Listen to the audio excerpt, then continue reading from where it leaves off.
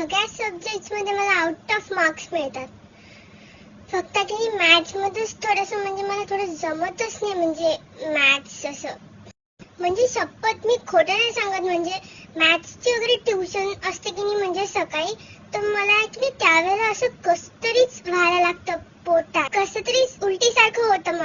तर आता म्हणजे लास्ट वीक जेव्हा असं झालं तर मी आजीला सांगितलं, तर आजी आईला म्हणे जाऊ दे ग म्हणे, दुखत असेल म्हणे, नको जाऊ देऊ म्हणे आज तिला ट्युशनला. मग ट्युशनची वेळ निघून गेल्यावर थोडंसं म्हणजे असं मला बरं वाटायला लागलं, म्हणजे घरी बसून काय करणार ना, म्हणून मी बस थोडा वेळ म्हणजे अशीच म्हणजे खेळायला गेली बस. मग दुसऱ्या दिवशी पण तसंच झालं, तर मग पुन्हा नाही गेली मी. मग तिसऱ्या दिवशी जेव्हा झालं तेव्हा आई म्हणे तुला डॉक्टरकडे न्यावंच लागतं म्हणे आता. तर म्हणजे मी फक्त आईला असं म्हटलं की अगं डॉक्टरकडे वगैरे कशाला, म्हणजे मला आता बरं वाटतं, म्हणजे मी ब्रेव गर्ल आहे ना, तर मी सहन करून घेईल बा. तर मग आई म्हणे हो का, असं का, डॉक्टरकडे नाही जायचं का, ठीक आहे म्हणे.